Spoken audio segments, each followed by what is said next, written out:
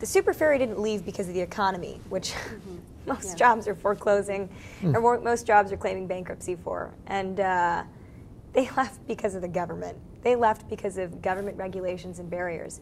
It sets a really sad tone for our business environment. This is something that we need to work against, and we really need to make sure that we're not running into this problem anymore, because in this economy, we turned away jobs. In this economy, we let people go and have to fend for their keiki, have to provide for their families. We let them go because of government regulations. We cannot afford to do that anymore, not in this economy. We need to keep an open mind and open heart to all new businesses. So that's something that's really, really disturbing. But I'd like to go back to, I'd like to start on the stabilization fund. What do you think about that? Do you think that the governor should use the stabilization funds to balance the budget, or do you think the DOE needs more of our money? I see it as a former businessman as a cash flow issue. You're taking some of the money away and then restoring it, and they're going to be made whole. I doubt there's going to be any noticeable damage whatsoever, other than what Franklin Roosevelt said, we have nothing to fear but fear itself. And I think it's the fear of not seeing where the numbers come in and the numbers go out that it's going to be a wash. And I think what the governor's doing, in the end, will come and be seen as the best route to be taken. Then why is the superintendent of the Department of Education saying, we gotta shut down the schools? I can't operate. We don't have enough money. I'm gonna shut down the schools for 24 days. We asked ourselves that same question, and really only she can show us the numbers, because we have very different numbers that show that the Department of Education is going to do better than any other department in the state of Hawaii. They may even get more money than they thought in some cases. And so we're very disappointed in what happened, because it really, a lot of our principals called us and our teachers called us and said, what's the governor doing? And I said, wait, our numbers show, we're in finance committee, our numbers show that your folks are going to be just fine. And so I hope that they eventually get the same numbers that we have and the governor has, and they can calm the fears of everybody, because we're going to make sure that education is exactly. I think that there's two factors that push it. Let me put these two factors in, because I think it's, number one, the distrust. They don't think that the numbers are going to pan out, i.e., has the federal government guaranteed that the governor will give that money and that the governor will have the permission to do it? She says she has, and it's something that's in the process of being, with conversations clearly back and forth being made clear in Washington. The second thing is, I think, is a misunderstanding, what you've said. People read numbers differently. Mark Twain said there are three kinds of lies. Lies, damn lies, and statistics. And sometimes they're not very well understood, and I think there's just a mistrust of what the numbers are. I agree. I think there is a lot of mistrust, and it's unfortunate, but I think that if the superintendent really looks at the history of the governor and what her priority always has been, it seems from day one, is that she was always interested in education. And she was interested in education and did want to look at how we could bring those dollars down to the classroom. And that's what I think I'm always concerned about. You know, I was at Ma'e for 10 years, and you know, there's over $2 billion appropriated to the Department of Education. And you know that some private schools, particularly Catholic schools, right, and are able to do so much with so little, including some of the charter schools.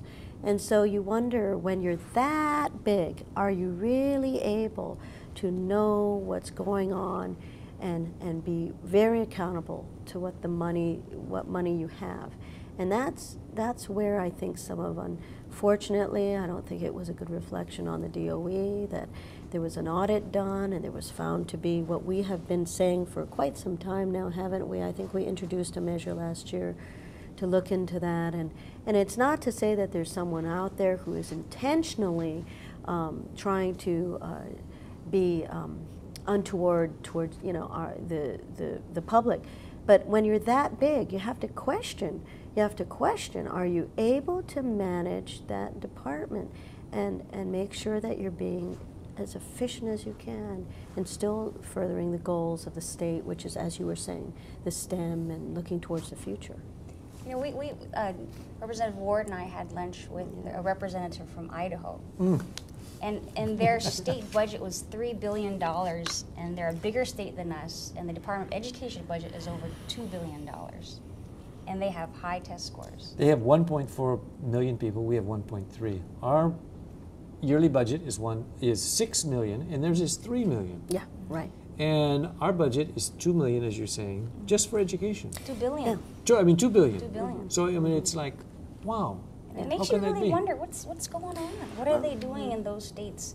You know, it's just very obvious that they have a smaller government. I think so. And it just shows it how states with these big bloated governments, where a majority of your monies, of taxpayer money, is just going to pay salaries and people and different things. You're wondering, you know, are we just too big and we need to downsize like Idaho and just give all the money to the teachers and the principals? Yeah, and give them more say. You know, we've had the debit card here how many years? And that debit card was something that the HSD has consistently supported. We were able to get it out of the House. It always seems to fail over in the Senate.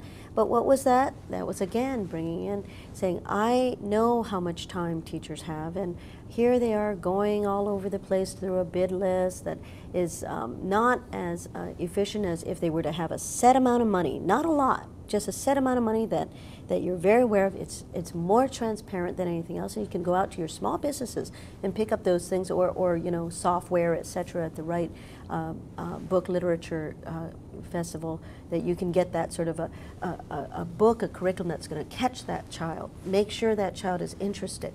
But going back to the bloated government, you know, that result of the fact that we are the state with the highest amount. Now, I want to put this in perspective. We don't pay a lot of money in Hawaii for salaries compared to the mainland. We all know that. But knowing that we are the state that I understand with the highest per capita of kids going to private school, we don't have people who have a lot of expendable income.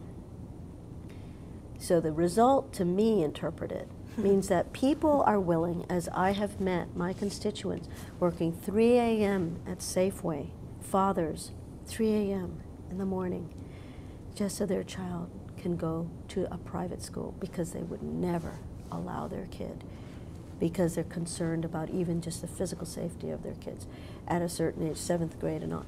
So, you know, this is, we've got to look at that. It's all, you know, we've got to be able to say, let's put those boundaries down. Teachers' Bill of Rights, right? We talked about that one year. And making sure that the teachers can enforce things and not have such a litigious environment. And this is... I was going to mention a couple of shining stars that's going on in the DOE. And a couple of those are happening in some of our districts, and particularly it started at Campbell, and now it's going to Kalani, and it's coming to Kaiser. The IB program, International Baccalaureate. Basically, it becomes a college prep in a public setting, public school setting, but it makes the schools run more like a private school. There you go. They have foreign language, they have different levels of shifting classes just as if it's on a campus. And another thing that I'm really excited about that the DOE is doing, and I had a reso, and they said, you don't need to reso because we're already doing it, and that is using the websites for a teacher to communicate attendance, grades, and homeworks to parents. You know, they're sort of saying, well, Johnny, what did you do at school today? All I gotta do is log on. I get the classroom teacher, and I see the name, the matrix, and only I can see, obviously, my own child's credits.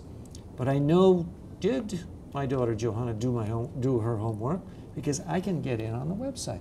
And I think that's such a creative, innovative way. There are some definite stars. You know, I mean, they're working 3 in the morning. They're not going to go to a PTA meeting because they're tired. Right. They can't get there, but they Yes. can go on their computers, and there can be that communication between the teacher and the parents. That is great. Yeah, and so not to say that, I mean, to clarify, there are definitely, I mean, I'm proud of a number of the schools in my district that have gotten to be blue ribbon schools. And I think particularly our elementary schools are doing very well. You know, I just would hope that we could see an environment where, you know, new ideas aren't always bad.